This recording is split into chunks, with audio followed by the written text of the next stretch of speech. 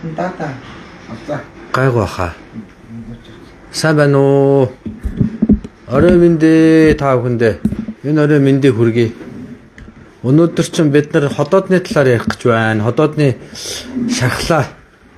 12 хуруу гэсний шархлаа. За тэгээд дээр нь ходоодны хорт хавдар гэдэг энэ гурван сэдвийг ерөнхийд нь хамтруулаад ярина. Тэгэхээр зэрэг өнөөдөр бол ходоодны талаар ярих нэ. Та бүхэн маань ойртож ирээд сайхан лайва сонсцоогоорой. Би нэг 7 хоногт 2 л удаа лайв хийгээд байгаа. Голдуу одоо болж игэл 2 дахь өдөр 4 дахь өдөр хийх санаатай байдаг. Гэхдээ өчигдөр бол бас нэг хойшлуулшгүй ажил гараад өчигдөр бас лайва хийж чадсангүй. Өнөөдөр ингээд та бүхэнтэйгээ фэйсбүүкээр уулзаж байна. За ингээд та бүхнийг орж ирээд яаралтай энэ лайвнда оролцоод өгөөрэй гэж хэлмээр байна. Өнөөдрийн сэдв бол ходоод байх нэ. За тэгэхээр ходоодны өвчнөд бол энэ кофений хэрэглээ бас их жоохон онцгүй шүү. Кофе хитэх өтгөн цай. За тэгээ хит амтлагч ихтэй хоол хүнс. За тэгээ дээр нь давслаг хоол хүнс. За иймэрхүү юмнууд бол ходоодонд болж уун тоог. Хит халуун ногоотой юмнууд бол бас ходоодыг их цочрох маягтай байдаг. За зарим улсуудын хувьд бол нөгөө нэг гурилтай хоол хүнс бол нөгөө нэг цээж хорсох өвчнийг маш их одоо цочроодог, одоо ихсэгдэг. Тийм учраас цээж хорсдог хүн бол энэ гурилтай хоол хүнсийг бол бас жоохон зайлсхийж байхад гэмгүй байдаг юм аа. За ингээд та бүхнийг ходоодны тухай лайвнд урьж байна. Тэгээд нэгээ дуудаад оруулаад ирээрээ, шеэрлээд өгөөрэй та бүхэн маань. Ходоодны тухай лайв хийх гэж байгаа. За нэг 100 гаруй хүн ороод эхэлчихвэл ингээд лайв маань шууд эхэлдэг юм учиртай. Тэгэхээр зэрэг та бүхнийг нэгээ цуглуулад дуудаад ороод ирэх юм бол 1 минутын дараа ч юм уу эхлэе гэж бодож байна. За хүлээе да. Хэр орж ирж байна да манайхан. Бусдыг сонсогдож гин үү? Комент сайн бичээд өгөөрэй та бүхэн маань. Комент их чухал байгаа шүү. Сонсогдож гин үү, сонсогдохгүй байна уу гэдгээ бичээд өгөөрэй. За 1 минутын дараа эхлэе гэж бодож байна. 1 минутын дараа эхлэе шүү. За өнөөдөр чинь ярих юм ба. За өнөөдөр бол ходоодны хорт хавдартай ходоодны шарх улаан хоол биш ээ. Юуны 12 хуруу гэсний шарх. За эдгээрийн талаар ярих гэж байна. За ороод ирээрэй. За юу болж байна? Хэдэн хүн байна? Чи өөрөөр хардаа. За надад сайн харагдах. Тийм үү. За хүмүүс хэр цугларч явах шиг байна. Та бүхэн маань комент хэсгээр нь бичээд өгөөрэй. 100-аас дээш хүн цуглархаар эхэлнэ. Болоог байгаа шүү. Сонсогдож байна уу? За.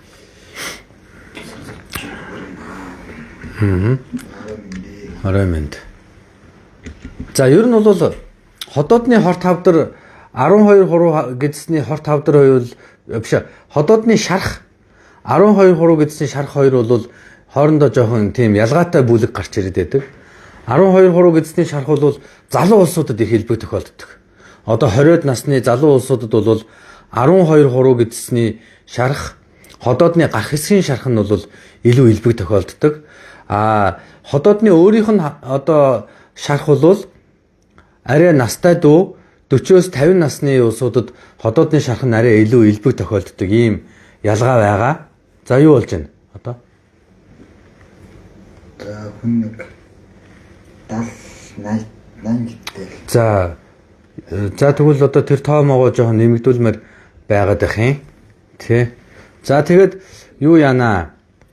Энэ ходоодны шарх нь бол Аз хүмүүсүүдэд илүү элбэг тохиолдод байдаг. Европуудад бол энэ 12 хуруу гэдсний шарх нь илүү элбэг тохиолддог. За Европын буюу энэ цагаан арьстай улсуудад бол баг Аз хүмүүсүүдээс баг илүү баг ходоодны шархнаас илүү 12 хуруу гэдсний шарх нь бол илүү элбэг тохиолддог. Баг 4 дахин илүү элбэг тохиолддог гэдэг байгаа. За Азад нь болохоор зэрэг ходоодных нь илүү элбэг байдаг. За үүний цаад шалтгаан нь юу юм бэ гэхээр зэрэг одоохондоо нарийн гарч ирээгүй байх шиг байна. Гэхдээ ер нь хеликобактерийн халдвар бас ихтэйгээс холбоотой байж магадгүй л гэж бас бодож байна. Гэхдээ энийг бол баталгаажуулах ёстой байгаа. За, монголчуудын хувьд бол ходоодны шарх нь 12 хуруу гэсний шархнаас арай илүү элбэг байдаг байж магадгүй. За, эхэлчихье гэж бодож байна. За, бараг л 100-аад хүн цугларсан юм байна. За, үүний ходоодны шархны одоо хамгийн том шалтгаан бол хеликобактер байгаа. Монголд ч гэсэн яг адилхан. За, ерөөсө ходоодны шархны ерөөсө хамгийн түгээмэл хоёрхан том шалтгаан байдаг. Хамгийн түгээмэл хамгийн чухал хоёр шалтгаан байгаа. Нэг нь бол хеликобактер, нөгөөх нь бол одоо эмний хит хэрэглээ. За, эмний хит хэрэглээний дотор бол өвчин намдагч одоо эм болон за өргөслийн эсрэг эмнүүд. За, өргөслийн эсрэг эмнүүд гэхээр зөргөө нөгөө аспирин, за ибупрофен, өвчин намдагч одоо элдв янзын одоо эмнүүд зөндөө байдаг шүү дээ. Тэдгээрүүдийг бол стероидын биш өргөслийн эсрэг эмнүүд гэж нэрлэдэг. Голдвол нөгөө аналгийн энтер гэл аналгийн аспирин энтер гэх мэтчлэн эмнүүд байгаа шүү дээ, тий. Эдгээрүүдийг бол ходоодны шархлын одоо хамгийн том шалтгаануудын нэг гэж үздэг юм аа.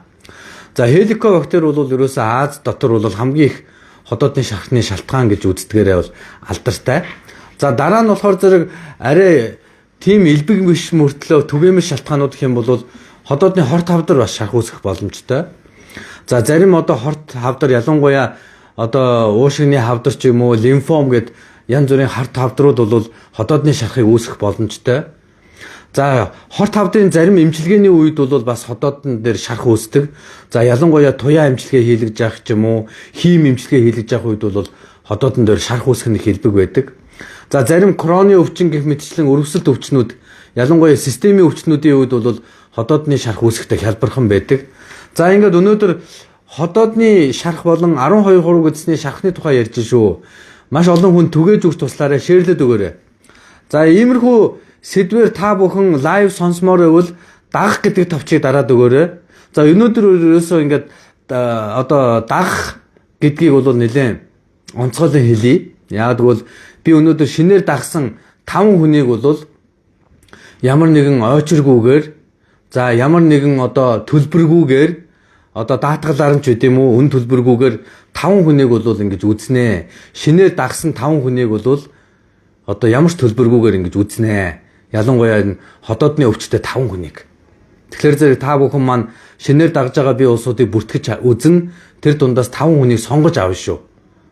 За, тэгээ бас миний нэг эрүүл мэндийн тухай нэг ном байгаа. Энэ номыг бол та бүхэнд одоо шинээр дагсан улсуудад бол бэлэглэнэ гэж бодож байгаа маа. Одоо бүгдэнд нь биш үстэй. Бүгдэнд нь биш. Шинээр дагсан нэг хүнд бол энэ номыг үнгүү өгье гэж бодож байгаа. Шинээр дагсан улсуудад.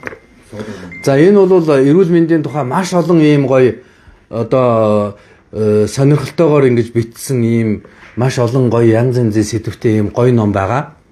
Үн бол бас жоохон тийм хямдхан бол биш. 35 мянгаар зарагддаг л да.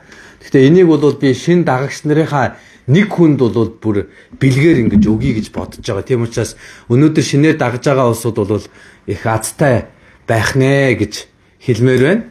Энэ бол дотроо 100 гаруй сэдвтэй маш юм сонирхолтой ном байгаа шүү. Энийг бас дуулгая гэж бодож байна. За, ингээд та эмчийнхаа яриаг бас сайхан шеэрлээд өгөөрэй. За, бүгдээрээ лайв руугаа буцаад оръё. За, ходоодны шарх үүсгдэг бас дараагийн нэг шалтгаан бол вирусын халдвар байгаа. За, вирусын халдварууд бол ходоод гидсийг барих тохиолдлууд байдаг. За, үүн дотор одоо жишээл ханиадны дараа ходоод гидс өвдөх, за элдв янзын томоотос өвчнүүдийн дараа ходоод гидс өвдөх, за тэрнээсээ болоод шархлаа үүсэх тохиолдлууд бас байдаг.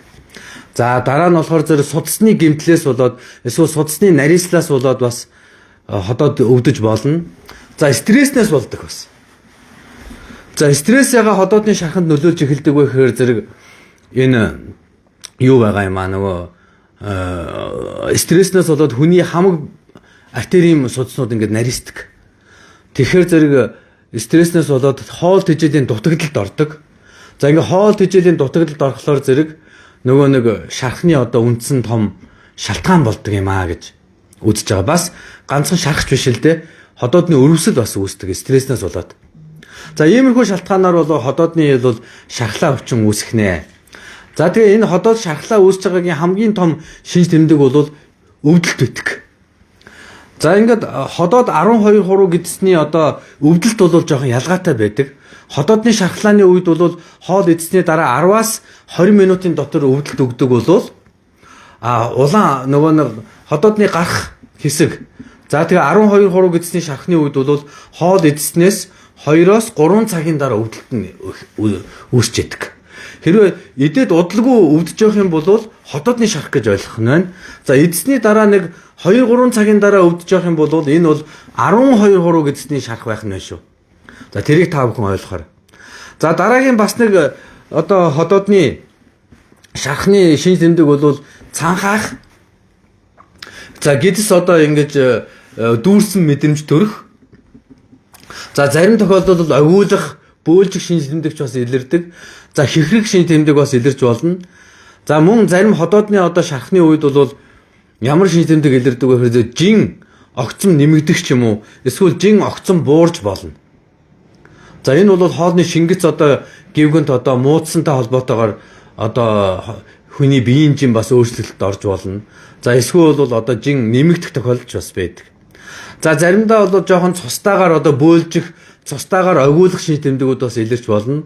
За заримдаа нөгөө ходоодны шархны үед чинь бас тодорхой хэмжээний цус гарах тохиолдлууд байдаг учраас өтгөн хар гарах юм бол ходоодны шархны бас нэг шинж тэмдэг байна гэж үздэг юм аа. За ходоодны шархлааг онцлох одоо хамгийн одоо алтан стандарт буюу голден стандарт гэж нэрлэдэг хамгийн гол одоо шинж тэмдэг одоо шинжилгээ бол угаасаа ходоодны дуран байдаг. Хэрвээ танд ходоодны шархны шинж тэмдэг илрээд байвал ходоодыг дурандуулж үздэг, тэгжэж оншийн тогтоодог байгаа шүү. Хэрвээ ходоодыг дурандах ямар ч боломжгүй байх юм бол нөгөө нэг баарийн уулгаж тэгээд эрентгийн зураг авдаг ийм нэг бас нэг онцлогооны арга байдаг. За энэ бол ходоод дурандах ямар ч боломжгүй хүнд хийдэг одоо шинжилгээ. Түүнээс биш орчин үед бол голдвол ходоодны дурангаар л оншилж байгаа. За дараа нь болохоор цусны зарим шинжилгээнүүдийг хийж үзэж болно. Цусны дэлгэрэнгүй хийж үзэж болно. За цусандах одоо гастрины хэмжээг бол тогтоож үзэж болно. Яагаад цусандах гастрины хэмжээг тогтоож үздэг юм бэ гэхээр зэрэг Зоолинжер Эллисоны синдром гэдэг юм нэг өвчин байдаг. За энэ өвчний үед болохоор зэрэг хүний биеэс ингээд гастрин гэдэг бодис маш хүчтэй ялгараад байдаг. За тэр гастрин гэдэг бодисын хэтэрхийг ялгархаар зэрэг ходоодны хүчил маш хүчтэй ялгараад за тэр хүчтэй ялгарсан ходоодны хүчил нь бол ходоодны шарх гэдэг өвчнийг үүсгэдэг юм аа. Тийм учраас энэ өвчнийг наривчилж тогтоохын тулд заримдаа ингээд цусандах гастрин гэдэг имийг тогтоох юм бол оншийн тогтоодог юм учиртай. За дараа нь цусандах амилаз, липаз гэдэг одоо бодисуудыг бас үзэж болно. Пепсин, пепсиноген гэдэг имийг бол үзэж болно. Ходоодны одоо хорт хавдар байна уугүй юу гэдгийг бас үзэж болно. За яг компьютер интерьер бол бас тодорхой хэмжээгээр баримжаа авч болдог. Тэгвэл ходоодны дуран шиг нарийн одоо тогтоож чадахгүй. Тийм учраас ер нь л бол ингээд та бүхэн маань хэрв ходоодны шархлааны шинж тэмдэг илэрч ийн гэж үзэх юм бол дурандуулах нь хамгийн чухал шүү. За дараа нь ходоодны хорт хавдар байгаа. За ходоодны хорт хавдар бол залуу хүн дээр тохиолдох нэг ховор байдаг. Тэгэхээр зэрэг 20-од насн дээр тохиолдож байгаа тэр өвдөлтүүд бол голдуу шарх өрөвсөл байдаг. За ер нь бол ходоодны хорт хавдар бол голдуу 35-аас дээш насныханд илүү илбэг тохиолддог. Тийм учраас ер нь ходоодны дуран гэдэг шинжилгээг бол голдуу 40-оос дээш насныхан жил болгон нэг удаа хийж ходоодны хорт хавдрыг одоо илрүүлж оншилдог. За ер нь бол ходоод ингээд өрөвсөөд шархлаад байхлаар зэрэг ходоод маань өөрөө хатингаршил явагдаж эхэлдэг. За хатингаршил гэдэг нь юу юм бэ гэхээр зэрэг ходоод маань ингээд гоё одоо ходоодныхаа шүүсийг ялгаруулад одоо тэр хүчлийг одоо ялгаруулах чадвар нь сулдаад эхлэхээр зэрэг хоолны шингэц муудаад ходоодны хан нэмэгрээд хатингаршил явагдаад ингээд ходоод маань ерөнхийдөө үйл ажиллагаанд ороодож эхэлдэг ба. За хатингаршлын дараа бол хорт хавдар үүсгэхтэй хялбар болж эхэлдэг. Тэгэхээр хатингаршил гэдэг бол ерөөсөө л ходоодны хорт хавдрын бас өмнөх архаг өвчин гэж ойлгож болох нэ. Хэрвээ тань дээр ходоодны хатингаршил байгаа бол шинжилгээгээ улам ойрхон үзэж өөрийгөө улам одоо болгоомжтой байх ёстой юм а гэдгийг тогтоогоорой гэж би одоо та бүхэнд хэлмээр байна. За тэгээд ходоодны хор тавдар үүсдэг эрсдэлт хүчин зүйл гэж 4-5 чухал юм байдгийг. За энэ 4-5 чухал юм дотор юу орж ирд юм бэ гэхээр зэрэг за та бүхэн миний энэ яриаг монголчуудад бүх хүнд ингээд түгээд шеэрлж өгөөрэй. За би тэгээд өнөөдөр бол шинээр дагсан улсуудад гоё одоо бэлэг бэлдсэн байгаа. 5 хүнд бол үнгүү үзлэг за ойчиргүй үзүүлэх эрхийн бичиг өгнө 5 хүнд. За тэгээд дээр нь болохоор зэрэг энэ гоё номыг бэлгэлэхээр болсон шинээр дагсан улсууд дотроос азд нь одоо сонгож гаргаж яваад энийг бэлгэлнэ.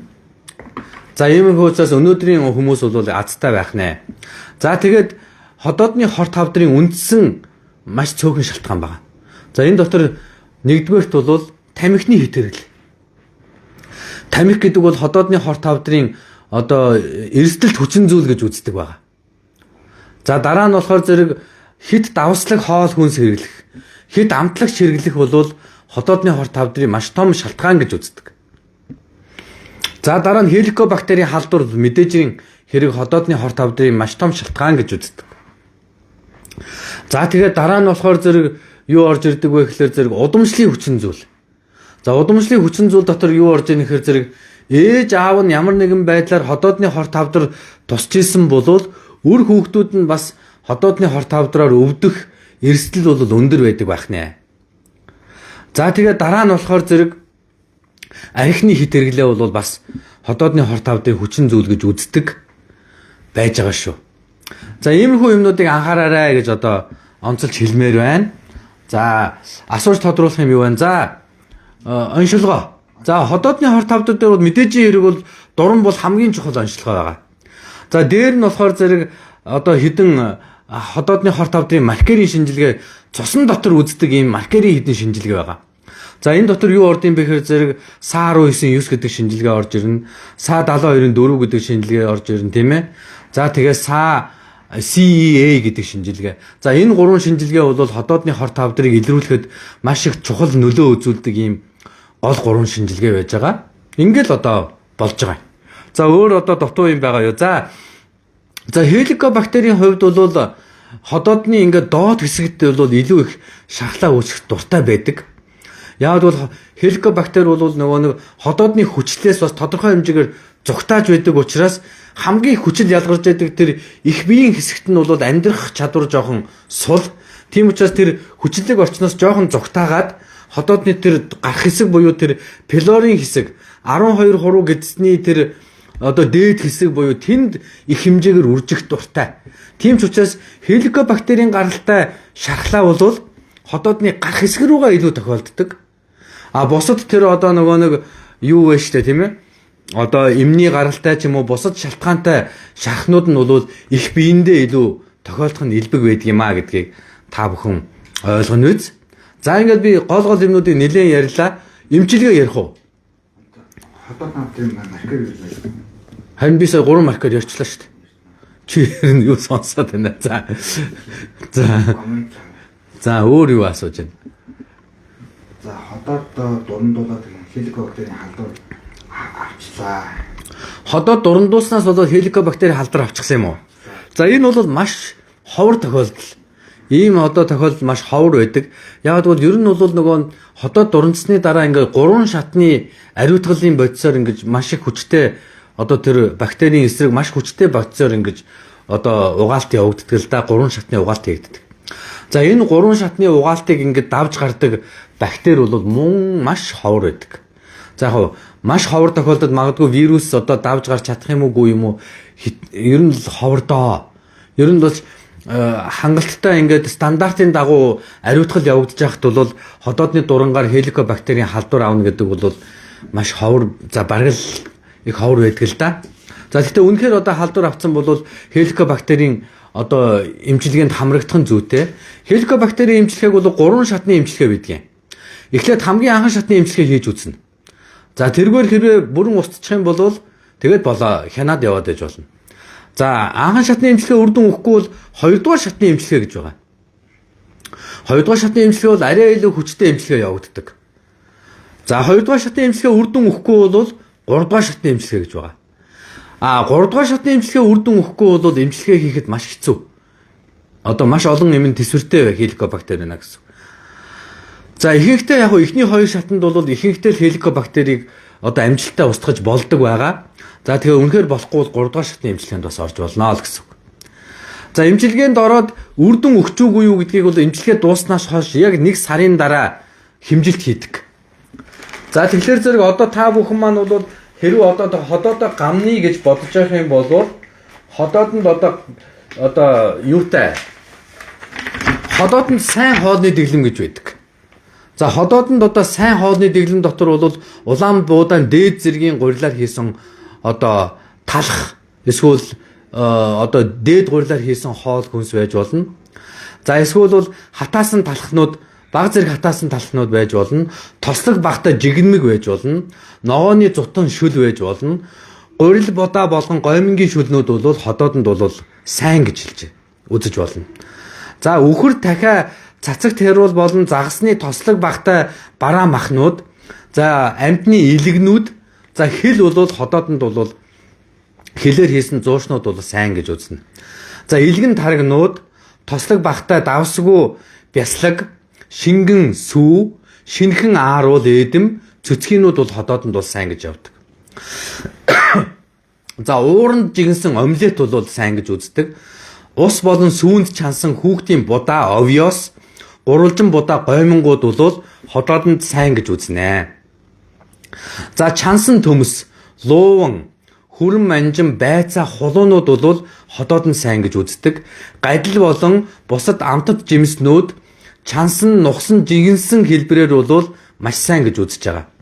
За зөгийн бал, йотон, жимсний чанмал, крем, за зефир, пастила бол ходоодонд бол гимгүү гэж үздэг. Сүүтэй, цүцгийтэй, өндөгтэй сүмснүүд бол ходоодонд бол гимгүү гэж үздэг. Сүүтэй цай, шингэрүүлсэн жимсний шүүс, за хярам, за цийдэм ходоодонд бол гимгүү, за компот, кисэл, нохоо хушууны ханднууд бол ходоодонд хоруу чанар багтай гэж үздэг. За хоригддаг бүтээгдэхүүнүүд, муу бүтээгдэхүүнүүд. Хөх тарианы хар талхнууд, за улаан буудаа шин талхнууд, бин, пришки, шарсан хуурсан юмнууд, амттангууд, бялуунууд бол ходоодонд бас сайнгүй гэж үзнэ.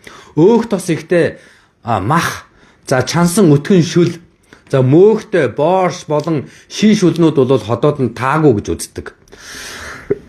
За хит өтгөн кофе, хит өтгөн цай, өөх тос ихтэй хонь гахаам махнууд, нугас галууны махнууд, загасны зарим махнууд, даршилсан, лаалсан бүтээгдэхүүнүүд.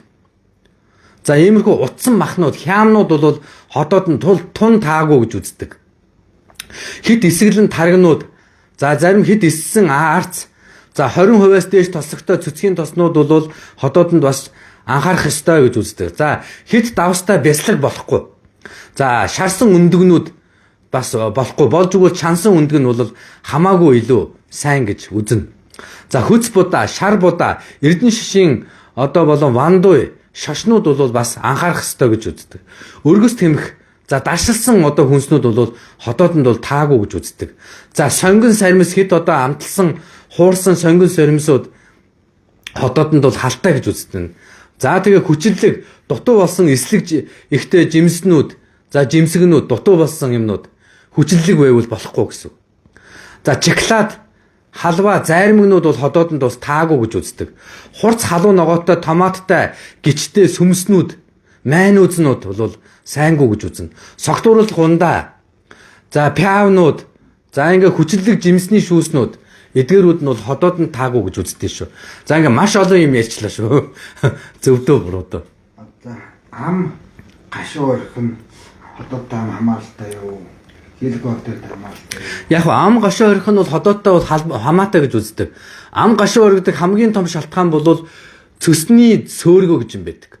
Уг нь цөс гэдэг бодис бол ходоод руу орж ирэх ёсгүй. Цаашаага 12 хуруу гэцээрээ дамжаад нарийн гиц рүү ороод ингээд шимэгдээд гараад явах хэрэгтэй байдаг.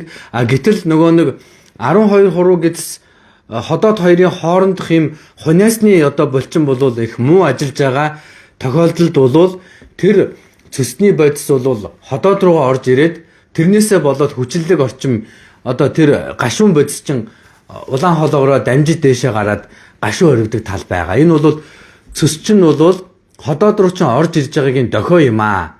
Тийм учраас эмчилгээ хийлгээрэй гэж хэлмээр байна. За цааш нь. За хил байнга өнгөрөхөд байх юм энэ хэрэг. За өнөөдрийн дагагч нарт шинэ дагагч нарт одоо юутай шагналтай байгаа шүү, урамшуулалтай байгаа шүү гэдгийг хэлмээр байна.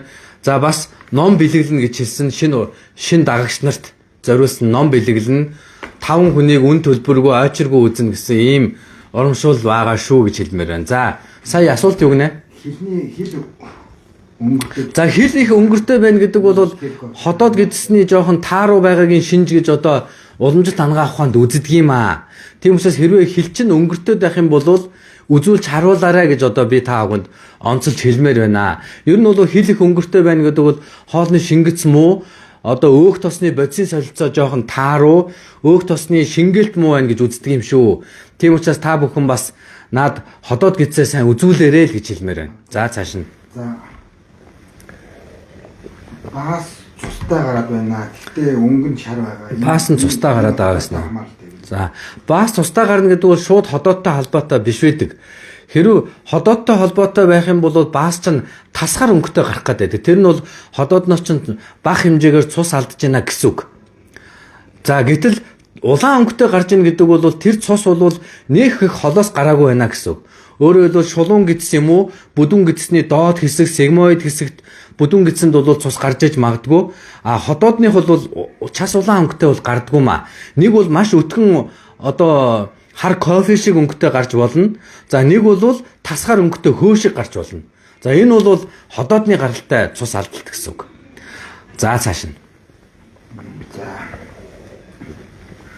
2 сард хеликобактертэй гарсан. Тэгээд 2 сард за хеликобактертэй за тан авч уусан. За одоо би хизээ шингээ өгөхгүй. За хэрвээ 2 сард эмчилгээнд орсон бол эмчилгээ дууснаас хойш сарын дараа хеликоны нэг тан уусан. 1 сар уусан бэлгүй бодвол. За яг 1 сар хавцаа тан уусан байлаа гэж бодъё. Тэгэх юм бол 2 сард уусан гэдэг чинь 3 сар болоод өнгөрсөн. Одоо бол та хеликобактерийн шинжилгээ өгч болно. Одоо хэрвээ арилаагүй байх юм бол арилаагүй л гэсэн үг. Тэгэхээр одоо өгөх цаг нь болцсон байх шүү. Хеликобактерийн шинжилгээг өгөөрэй гэж хэлмээр байна. За асуух юм өөр юу байна? Хеликобактер антибиотик уугахгүйгээр эмчилгээ арга бий юу? За ер нь бол хеликобактерийн эмчилгээ дэлхийн хэмжээний удирдамжууд зөндөө гарсан байгаа. Энэ дотор антибиотикгүйгээр хеликобактерийн нэг ч эмчилгээ байхгүй байгаа. Тэгэхээр олон улсын удирдамжаар бид нар дагж явдаг байгаа. Монголын удирдамж болон олон улсын удирдамжаар хеликобактерийг антибиотикгүйгээр устгадаг нэг ч одоо тийм эмчилгээ байхгүй байгаа. Тийм учраас хэрвээ та стандарт эмчилгээ одоо хүсэж байгаа бол антибиотикгүй эмчилгээ гэж байхгүй шүү гэж хэлмээр байна. Хеликобактерийн эмчилгээнд орыг нэг эмчилгээ очсон чинь 3 антибиотик бичээ өгсөн. Энэ 3 чинь 3-ыг ууж болох юм уу? За яг 3 антибиотиктэй эмчилгээ гэж одоохондоо нэг байдаггүй байгаа. Голдвол 2 антибиотик тэгээд дээр нь антибиотик биш одоо хүчлийн эсрэг эмчилгээ гэж явдаг түүнээс биш 3 антибиотик биш байхаа андуурсан байж магадгүй шүү. За антибиотик биш байж магадгүй андуурсан байж магадгүй. За баярлалаа. Гой зөвлөгөө байна. За ходоодны халдварлах уу? Ходоодны хорт хавдар халдварлана гэж байдаггүй. Ходоодны хавдар гэдэг бол халдвар төвчин биш ээ. Удам дамжиж бол болдгийм аа. Хэрвээ ээж аав нь ходоодны хорт хавдраар өвчилж исэн, нас орж исэн бол ходоодны хорт хавдар удамших тохиолдлууд бол байдаг. А гэхдээ халдварлах тохиолдол бол байдаггүй шүү гэдгийг ойлгоорой. За цааш нь. За ингээд асуултууд болчих шиг боллоо тийм ээ. За. Ходоодны бактерийн талаар яриад өгөөч. Ходоодны бактери гэсэн үү? Ходоодны бактери гэж хеликобактериас өөр бактери байхгүй. Ходоодны бактери. Бас нэг бактери яг кампилобактер гэж байдаг. Тэр бол яг ходоодны дотор амьдарч магадгүй. Ерөөсө цорын ганц амьдарч чаддаг бактери бол хеликобактер л гэдэг. Тийм учраас хеликобактерийн талаар ярьчихлаа шүү дээ сая. За. Микробиом гэдгийн талаар жоохон яриад өгөөч. Микробиом гэдэг бол ходоодтой нэг хамаарал байхгүй. Яг хеликобактерийг хэрвээ микробиом гэж ойлгож байгаа бол Хотоодын дотор бол зөвхөн хеликобактер л амьдарч чаддаг. За таны тэр яриад байгаа микробиом гэдэг бол бүдүүн гэцтэй холбоотой ийм бичил одоо орчин байдаг. Бичил биетэй орчин байгаа микробиом гэж нэрлэдэг. За энэ бол бүдүүн гэцний нэлээд ихэнх үед буюу мухар олгоон хэсэгт бол хамгийн түгээмэл байдаг. За энэ талаар бол тусдан лайв хийхгүй бол энэ удаагийн лайваар бол дэндүү том сэдв учраас дараа нь тусдан лайв хийнэ. За хотоодны дуран ямар настай хүн ямар хугацаанд хийх ёстой вэ? За хотоодны дуран бол ерөөсө бүх насны улсууд за арай л няруу хүүхдүүдэд бол хийхэд бол арай амаргүй.